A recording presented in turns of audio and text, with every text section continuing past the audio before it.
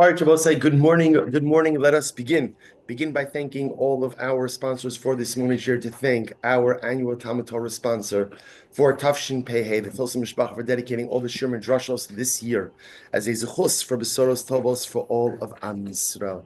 Our Talmud Torah sponsors for the month of Teves, Haba Alina Latova, the Kalman family in memory of Amit ben David Levi, brother of Itai Levi, who was killed fighting in Gaza on the first night of Hanukkah. May his precious neshama have an aliyah and his family a nechama. Our Daf Yomi sponsors for today, Baruch and Bracha Rivkin, in honor of the yahrzeit of Harav Ruvain ben Tzvi, Rabbi Ruvain Rivkin, Zichron L'Vrach. We hope that in the merit of our Talmud Torah, all of the neshamas have an aliyah, the families in nechama, all those who need refuah should have one together with Kol Cholei Yisrael. HaKadosh Baruch Hu Mirtz Hashem should bring home our hostages b'shalom and b'karav, and we wait with bated breath for the hopefully Besoros Tovos and Mirtz Hashem today for the return of incredible, beautiful neshamas Emirat Hashem to their families, to their people, to their land today. We hope that Emirat Hashem, the schus of our Torah, holy soldiers, will be successful. B'chol ma'aseh yadeim. We should just be zoch Emirat Hashem to share brachos for all of Klal Yisrael. Okay, so today's daf is Lamed Gimel 33. So we are picking up Emirat Hashem on Lamed Beis and the Beis. Great daf yesterday. We are picking up at the two dots into the wide lines, 3 lines into the wide lines. The Gemara says, Dinei Mamanis Poschin. So remember again, the Gemara said as follows, that when it comes to Dinei Mamanis, we do not go ahead and skew the halacha. When it comes to Dinei Nefashos, when it comes to capital cases, we do try to skew the ruling in the merit, ultimately, again, of the accused. So the Gemara says, Hey, Amrina. So how do we do that?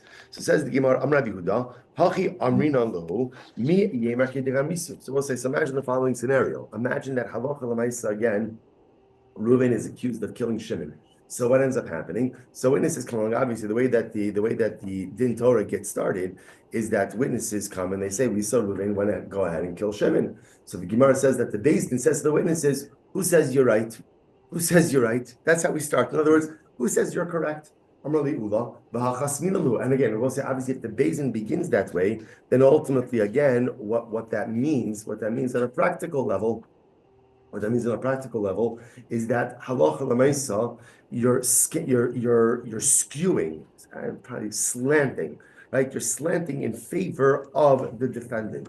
So here's the problem: but doesn't that muzzle the witnesses? In other words, if the witnesses feel that the Beis Din is dealing with them in a more contrarian fashion out of the gate, doesn't that muzzle their testimony? To which the Gemara says, so what? Let them be muzzled. Milot Haidim, the Rabbi Shimon ben Elazar Omer, Masin Esaidim Mimakom Lamakom, Kadesh Titrov Daiton, the Yachsru Bahen. In general, when witnesses show up in Beis Din, what we do is we move them all around, right? We move them from here, we move them to there, in order that they should recant. So the Gemara says, "Me dummy, come on, that's a different. It's not a good comparison." Hassam, the Mela coming through. So there again, also we kind of disorient the witnesses a little bit, in that they'll recant or retract on their own. But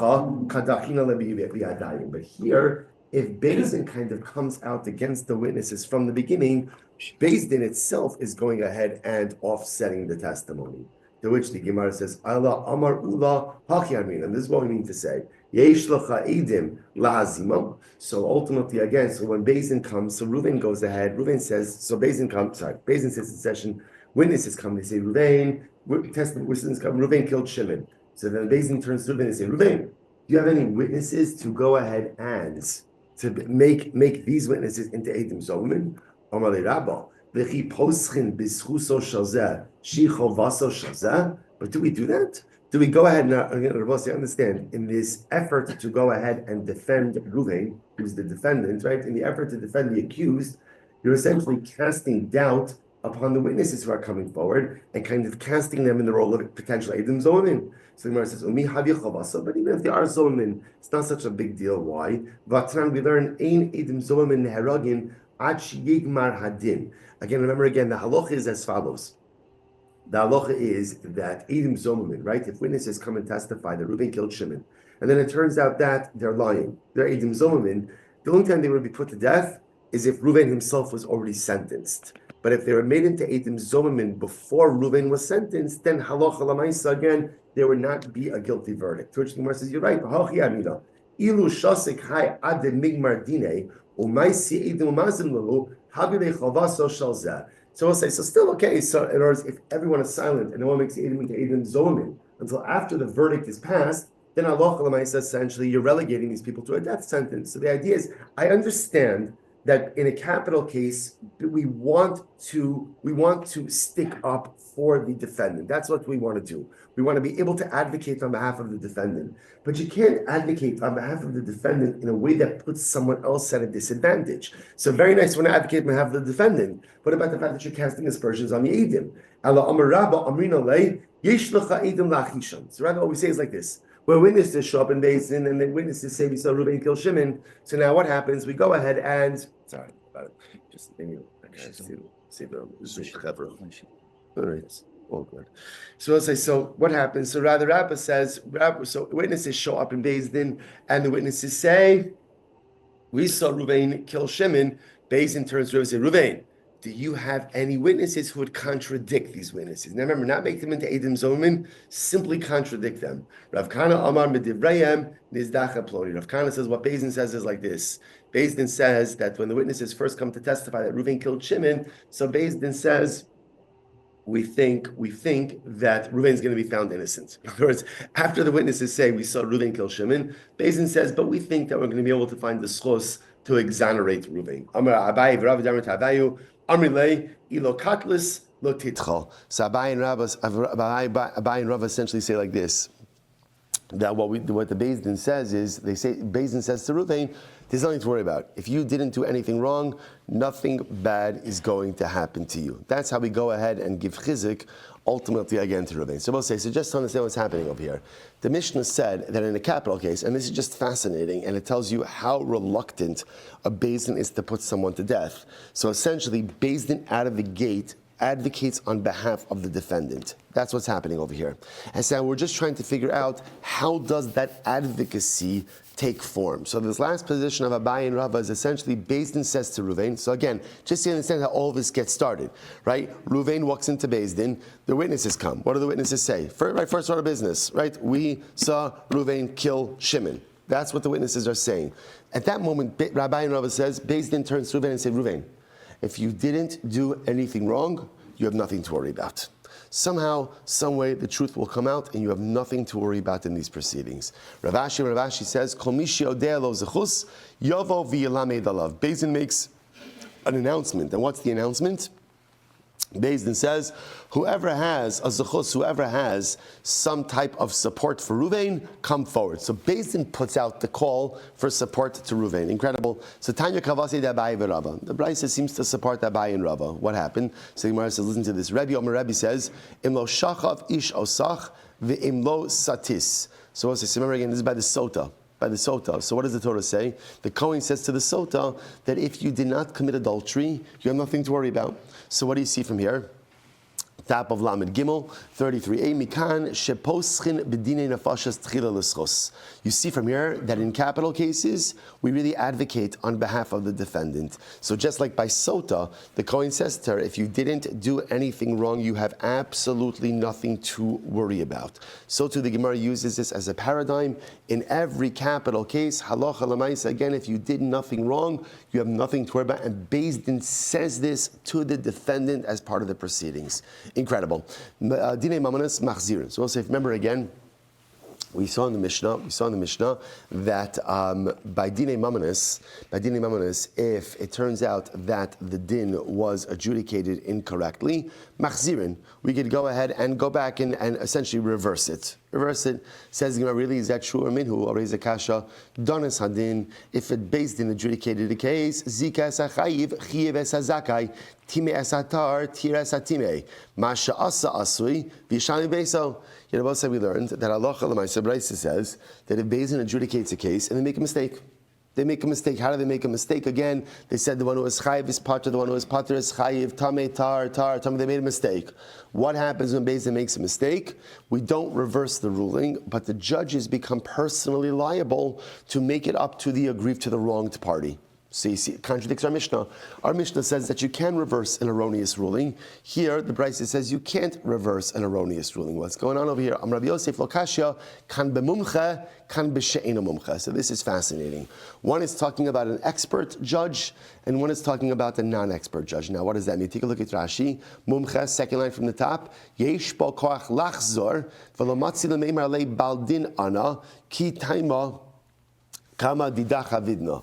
So supposed to listen to this. In a case of an expert judge, if he made a mistake, so again, Beis Din has the right to reverse their ruling. Interestingly enough, in a non-expert judge, this is fascinating, Rashi points out, he doesn't have the ability to reverse his ruling. Why? Because since he's not an expert, who's to say that the reversal is any better than the first ruling? See, in an expert judge, he has the capacity and the ability to deliver a proper ruling. So if he makes a mistake, it's reversible. Non-expert judge, it's not reversible because since there's a lack of expertise, who says the second one will be any better than the first one? Is that true? Is that true that by an expert judge we could reverse a ruling? V'hakatani, we learned im haya mumcha lebeis din pater mi l'shalem. Also, we learn that if somebody was a mumcha to Beis Din, right? Somebody was a mumcha, right? Pater mi l'shalem. Ultimately, again, they are exempt from going ahead and paying. So in other words, we'll say, so what this means is that if a mumcha goes ahead and makes a mistake, pater mi l'shalem means he's not personally liable. Now, the only time you would say that a judge is not personally liable is when? If they're not reversing the decision. Because again, otherwise, if a dayan in Beis Din made a mistake, let them just go back and reverse the decision. The fact that the Brisa here says that a mumcha is pater mi l'shalem seems to indicate to us that even a mumcha, even an expert, doesn't reverse their decision. Amra Machlin, no. Kan sheyesh gadol himena b'chachma b'minyan, kan she'en gadol himena b'chachma b'minyan. One case is talking about, take a look at Rashi. Rashi says over yesh gadol himenu, osa gadol machzir devarav shalzeh. If there's a greater judge, so that greater judge has the ability to reverse the decision of the lesser judge. But if there's no greater judge, then ultimately, again, it remains irreversible. Incredible. So Rav Shesha says, Kan is very interesting. Kan, and we'll say this is going to be halacha l'maisa. Kan sheta b'dvar mishnah, kan sheta b'shikol hadas. Everything depends on the nature of the mistake which was made. If the judge made a mistake with what we call dvar mishnah, what's the dvar mishnah? Something that is explicit. Right? So again, we'll say there's just such a concept of human error. So in human error, again, a judge can make a mistake. We're saying that as an explicit halacha. So if the judge makes a mistake, we're saying that as explicit halacha, that is a reversible mistake.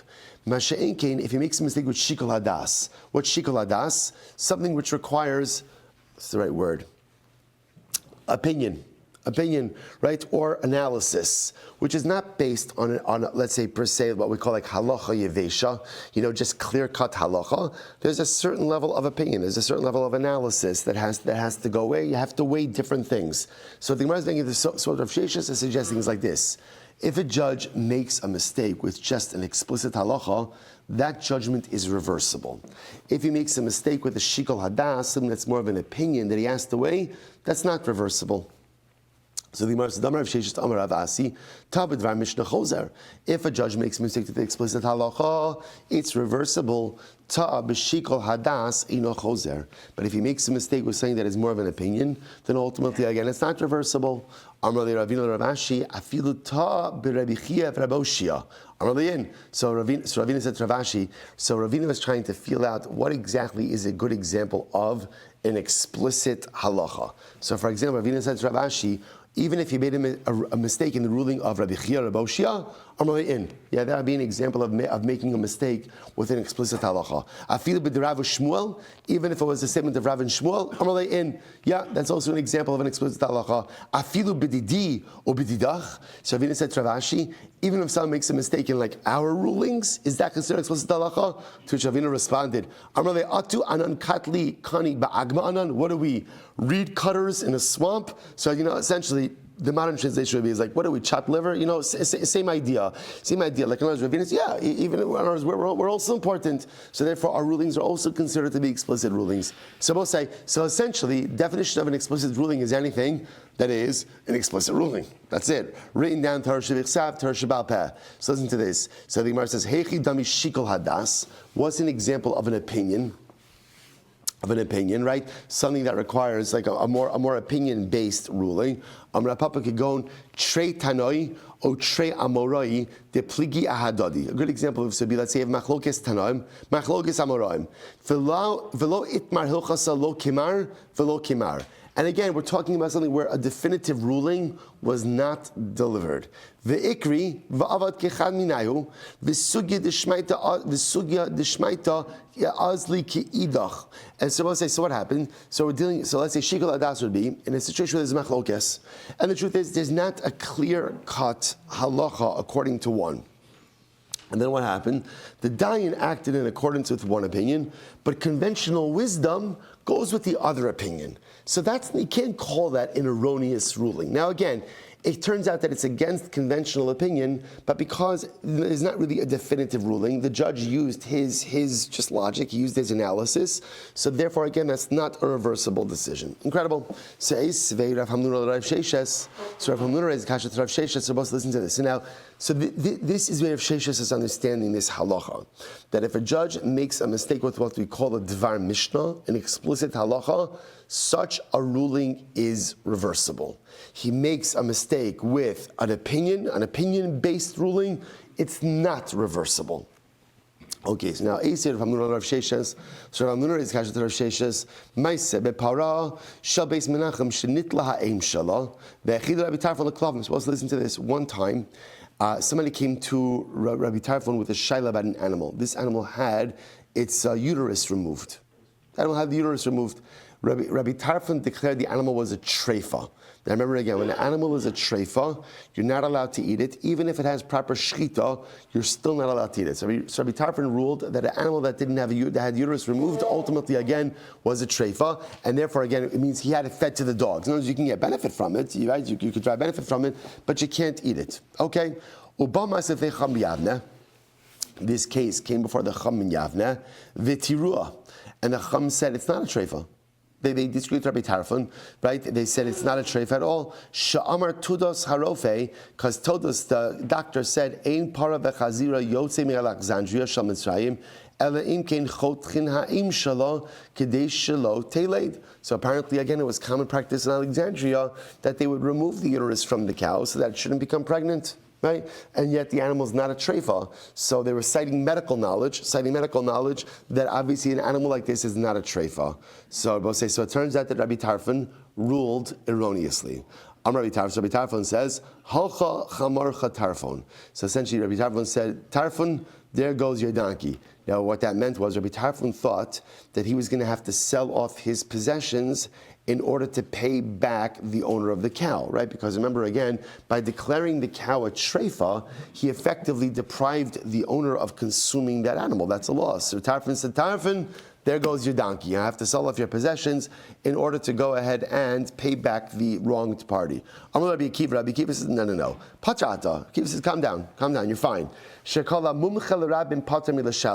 Because anyone who's an expert judge, by definition, is pater from paying. So we'll say we're going to analyze this concept a little bit more, because essentially what there is like, essentially it's kind of like a little bit of like a malpractice insurance, right? That halacha has to cover people when they make mistakes, because otherwise no one's ever going to want to do things for communal service, right? So if the dayan, so Rabbi Akiva says, Rabbi Tarfon, you're covered, you're fine, you don't have to pay anything. Because anyone who is an expert to the masses, ultimately, again, does not have to go ahead and pay back. So the Gemara says, fine.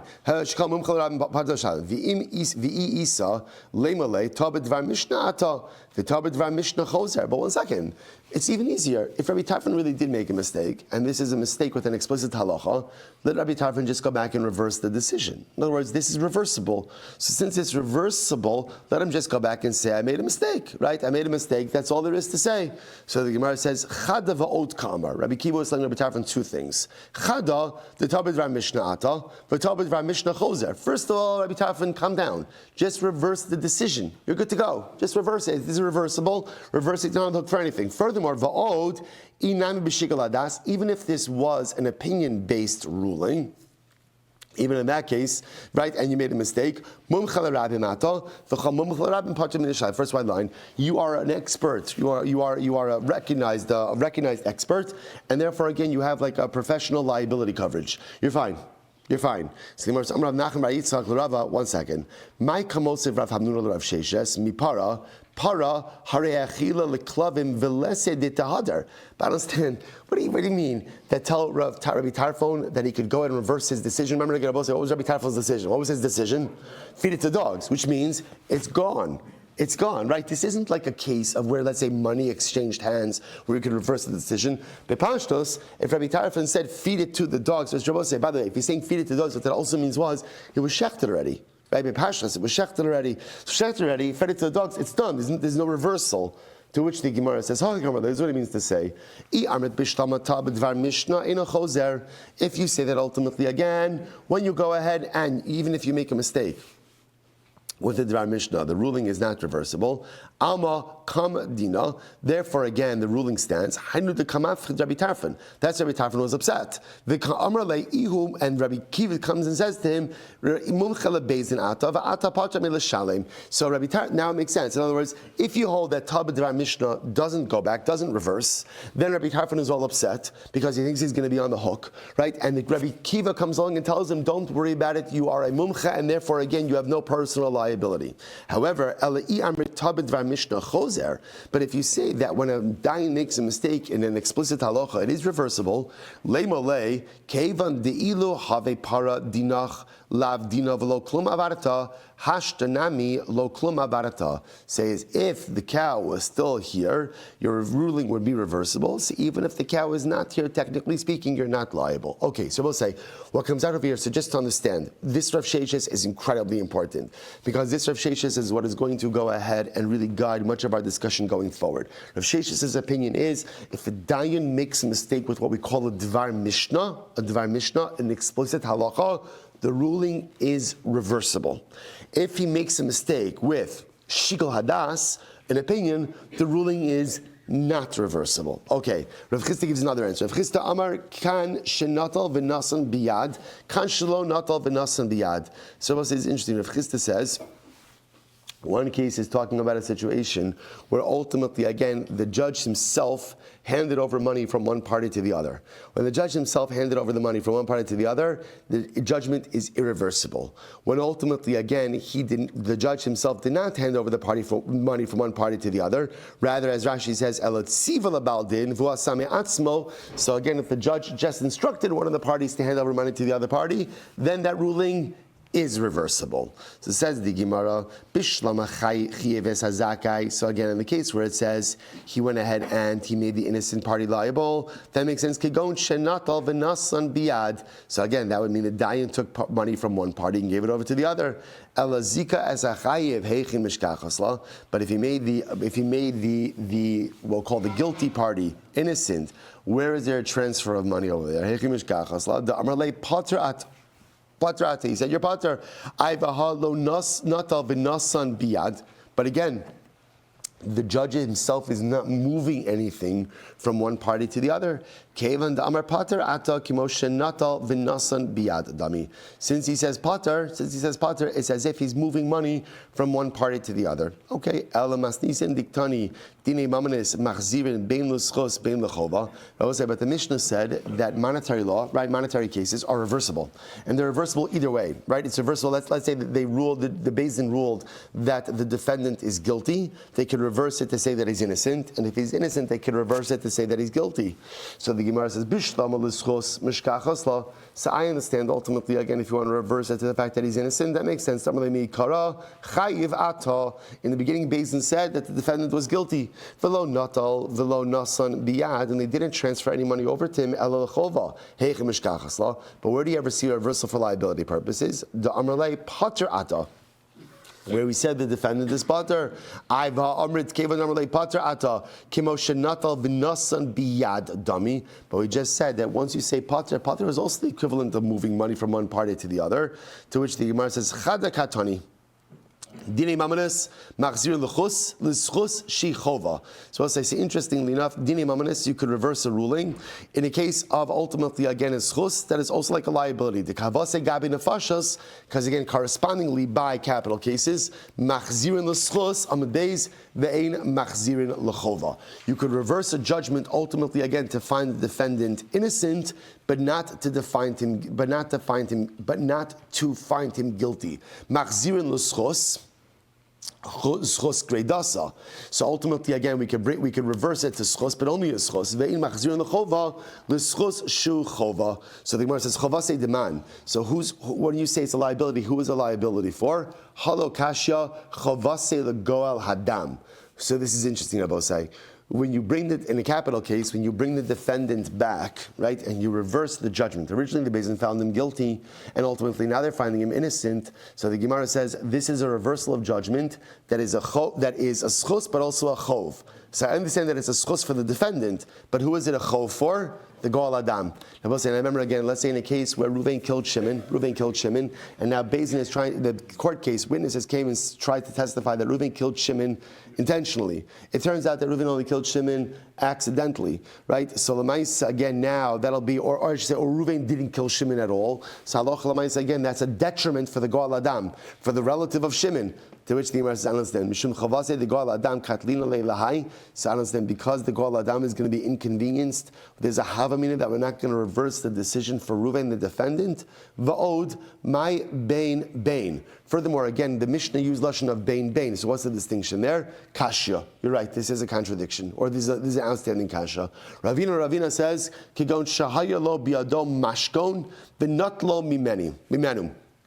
Ravina says the case can be ultimately, again, where there was collateral, and the collateral was moved from one party to the other. The Gemara says, Timeas Atar, the Agibe Sheretz. What's the case of Timeas Atar? Where ultimately, again, a Sheretz touched the tar item. Tir Asatame, She'irvan Ben Perosav. And the case of Tir Asatame can be ultimately, again, where the Tame item was mixed in with other produce. Okay, so we'll say, what comes out of all this? So we'll say a number of very important things come out of this. So number one, the idea over here is this whole piece was all about the reversal of monetary law, right? So when Beis Din issues a monetary verdict, such a verdict is reversible. First of all, so the Mishnah tells us it's reversible either way. Whether Beis Din found the defendant guilty and now they're reversing it to innocent, or they found him innocent and reversing it to guilty, Beis Din always has the ability to reverse it. Now that's, pause there, that stands in contradistinction to capital cases. In capital cases, the only thing you could do is what? Change a guilty verdict to innocent. You can't, we'll see this in just a moment, you can't change innocent to guilty. But back to monetary law, under what circumstances can a Beis Din reverse its ruling?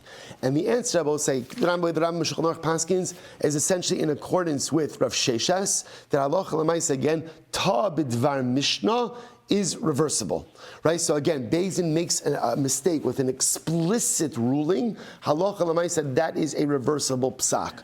But a Beis Din makes a mistake with what we call shikol hadas, an opinion-based idea, ultimately, again, that is not reversible. Now, the other piece that we also have to clarify, which we're not finished with yet, we're going to come back to it still, is this sugya about a mumcha versus an eno mumcha, right? Remember, again, expert judges versus not expert judges. Who has what we'll call like professional liability coverage? Who doesn't have liability coverage? And how does shikol hadas and dvar mishnah fit in with those two? We still have to put those pieces together. Okay, let's go weiter. Says the Gemara, Dinei Nefashos. Dinei Nefashos. So remember again, the Gemara said that halacha l'maisa, so capital cases are not reversible. right? You cannot go, once a capital case, once a Beis Din has ruled on a capital case, it's not reversible. Again, when is it not reversible? If they found the defendant innocent. If they found him innocent, they can't revisit it and give a guilty plea. But if there was a guilty verdict, they can reverse that to innocence. So Tanah B'Nabal says, analyze. Minayin liyosei Beis Din chayiv ve'echad omer yeshilamed alav schus minayin shemachzirin also. So an interesting halacha over here. How do we know that if someone left Beis Din and they're chayiv, right? So someone went ahead and was found guilty in Beis Din, and then what happens? Now this is a capital case, and then someone comes along and says, "1 second, you found Ruvain guilty of killing Shimon. I have a proof. I have something to benefit Ruvain. I have something to benefit Ruvain." How do we know? How do we know that we revisit the case and listen to the testimony again? Talmud Lomar, Noki al Tarog. So Pasuk says if someone's innocent, don't kill him. So therefore, again, if there's any grounds that the individual is innocent, we're going to rehear and re-listen to that case. Minayim liyotzim Beis Din zakai ve'amar echad yesh li lamed lav chova minayim shemachzirin also. What about the reverse case? How do I know that if someone was exonerated in Beis Din, and then again after the verdict was delivered, someone comes along and says, "But wait, I have incriminating evidence that Ruvain did in fact commit the crime, the murder." How do we know that Beis Din does not listen to that individual? Talmud Lomar, Tzadik al Tarog.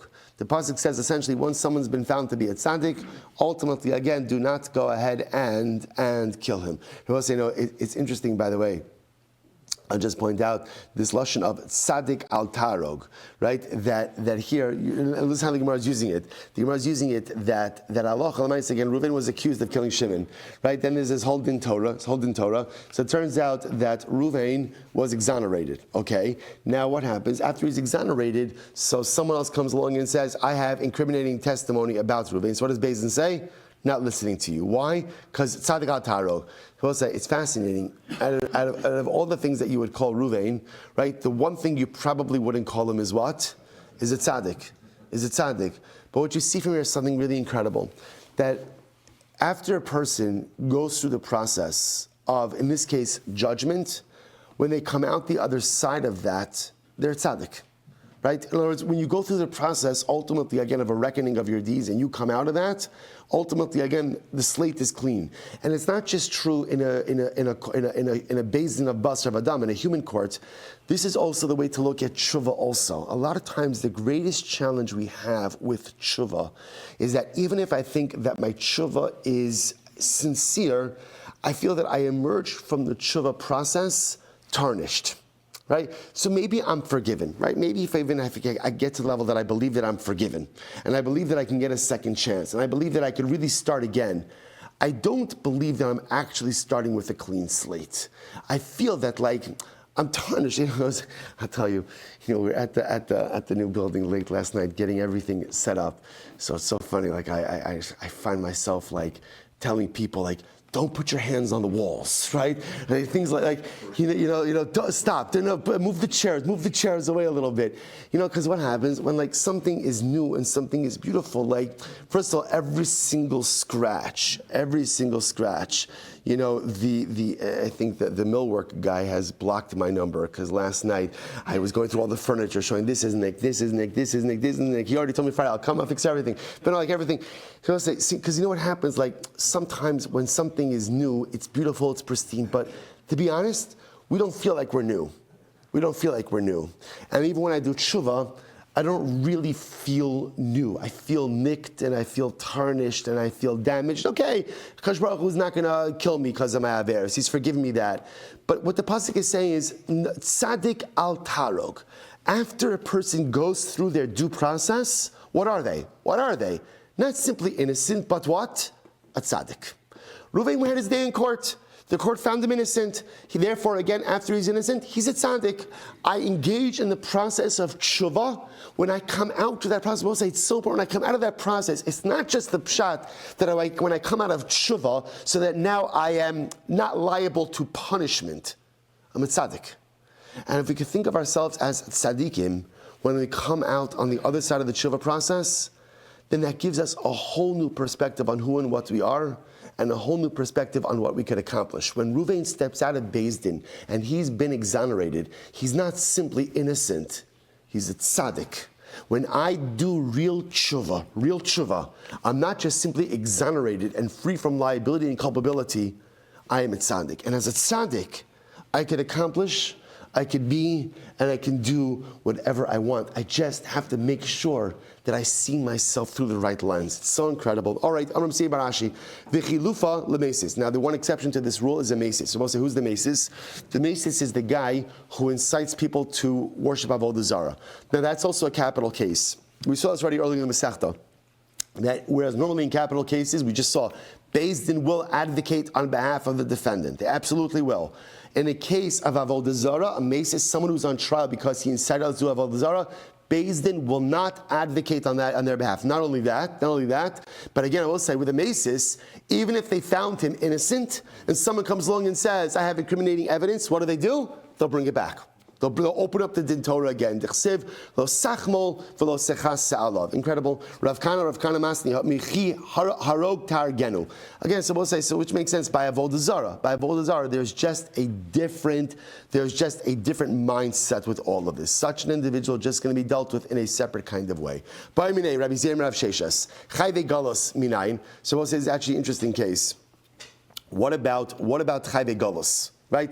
Let's say again, so we'll say, what's Chayve Galus? Remember again, somebody killed someone b'shogeg. Reuven killed Shimon b'shogeg. And let's say, we'll both say, that's the case, where Reuven's on trial for killing b'shogeg. What happens now if they find him innocent, and then as he's leaving court, someone comes along and says, wait, I have incriminating evidence about Reuven. So do we open up the trial again? Asya, rotzeach. We make a gzera shav, rotzeach. It says rotzeach by Chayve Galus, rotzeach by murder. Essentially, we treat a Galus case like a capital case. A capital case, and therefore, again, once he's exonerated, we don't open it up again. Obviously, if he's been found liable, we will open it up again. Chayve Malkus. What if somebody's Chayve Malkus? So we'll say, Chayve Malkus could be anything, right? We're bringing Reuven to Beis Din because he ate a cheeseburger or whatever. He wore shatnez, Michal Shabbos, whatever, right? Well, Shabbos is not a good example, but Chayve Malkus. So again, let's say Beis Din found him innocent, but after they found him innocent, now what happens? They want to go ahead and now someone comes with incriminating evidence. Asya Rasha. Ultimately, going to make a zir shav of Rasha, comparing it ultimately to Misa. A Malkus case is like a capital case also, which makes sense, right? Because Malkus, as much as Beis Din assesses someone how many Malkus they could take, but Lamaisa shares similarities with a capital case. So we'll say, what you see something is interesting. So Galus, any Galus case is going to be like a capital case. Malkus case is going to be like a capital case. In all of these cases, halacha l'maisa, if they find the defendant innocent, and then someone comes afterwards and says, I have incriminating evidence, we don't listen. Conversely, if they found them guilty and someone says, I have evidence to exonerate, we will open it up again. Taina Me'achev writes that supports this. Chayve Galios Minayin, Asya Rotzeach, Chayve Malkios Minayin, Asya Rasha. Okay, so we'll say, so therefore, Allah L'maisa, what comes out of here is as follows, that therefore, again, by all capital cases, if they find the defendant innocent, we don't revisit the case, even if someone else comes forward with other testimony, but if we found them guilty, we will revisit it. Malkus cases, Lashes cases are just like capital cases. Galus cases just like capital cases as well. Next, so as we just said before, if the defendant was exonerated in a capital case, even if someone comes forward with other evidence, we simply do not accept it. Says the Gemara, Am Rabbi Chia bar Abba, Am Rabbi Yochanan, v'hu sheta b'davar she'nat stukin modin bo. So this is interesting. Now, when we say, by the way, that we do not revisit capital cases, that is assuming, by the way, that the Beis Din did not make like an explicit mistake. So, for example, the metric they use is that tztukim. Who are the tztukim? The tztukim were a sect that did not believe in Torah Shebal Peh. They didn't believe in the oral tradition. They just believe in Torah Shebechsav. So, which means, so if Beis Din made a mistake with something explicit, like even something that the tztukim would believe in, then that's a real error. That's a real error, and that din is reversible. We'll see, for example, Aval ta b'darshat tztukim modin bo zil kari beirav. But if the Beis Din made a mistake, it's something that's like explicit in the Torah, just an explicit pasuk, right? So in other words, an act which is liable to death, right? And Beis Din made a mistake, and they exonerated the guy, but they just made a mistake with an explicit halacha. That is reversible. that is reversible. Even though, again, we just said before that in capital cases, someone is exonerated, you cannot find them liable. But again, if the mistake was made with something explicit, that absolutely is reversible. Says the Gemara. So who boy mine Rabbi Shmuel Rabbi Yochanan ta benoif no efes mau. So we'll say, so for example, let's say Ruvain is brought to Beis Din accused of committing adultery with Rachel, right? And what happens? Beis Din makes a mistake, and they find him innocent. Right? Because they thought adultery was mutter, right? Or whatever, they just made an explicit mistake in the case. So what's the halacha in such a case like that? So in other words, Reuven got off scot-free. But again, it's a mistake that even the tztukim would understand. Amar lei, this is a great phrase. Ad mukadach yakid zil kotz karach v'tzali. So the expression is like this: when your fire is burning, roast your gourds on it. It's much better in the Aramaic, right? But the idea is like, in other words, you already said the answer. In other words, the answer is explicit in front of you. What that means is if the fire is already burning, roast your gourds on it means the answer is already explicit right in front of your own eyes. And obviously, if the Beis Din is making an explicit mistake, and they said that adultery is mutter, when adultery is really usher, that's an explicit mistake. And even though Beis Din exonerated Ruvain, they're still going to go ahead and be able to reverse that particular decision.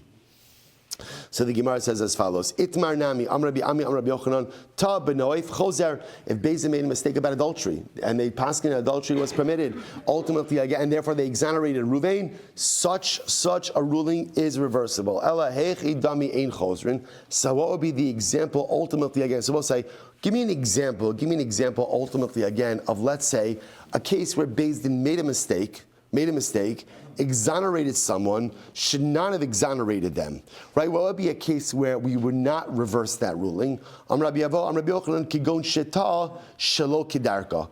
I suppose there's an interesting case over here. Let's say again, Reuven committed adultery with Rachel, but he committed adultery with bia shelo kidarka.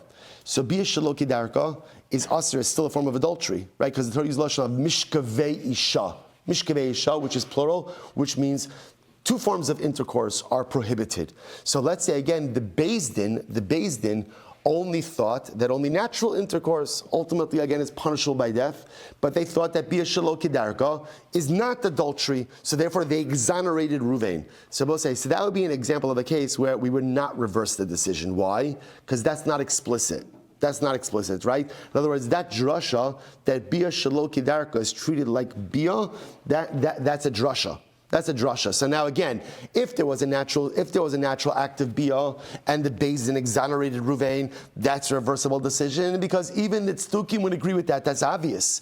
But again, in a more nuanced mistake, for example, they thought bia shelo kidarka is mutter. That's not written in the Torah. It's not written in the Torah. It's a drasha. Such a mistake like that ultimately again would not be reversible. All right, we'll say I apologize. I have a hakamas matzeva this morning, so we're going to stop over here just a few moments early. Let's say shkoyach everyone, tremendous. We are here tomorrow morning still. So again, you can leave your stuff. We're going to be here tomorrow morning, and then in Meretz Hashem tomorrow we'll figure out what we're going to both say. Anyone who's here for the 9 o'clock minyan is going to happen in rooms 2 and 3 in the base medrash. Shkoyach everyone. Shkoyach everyone Zoom.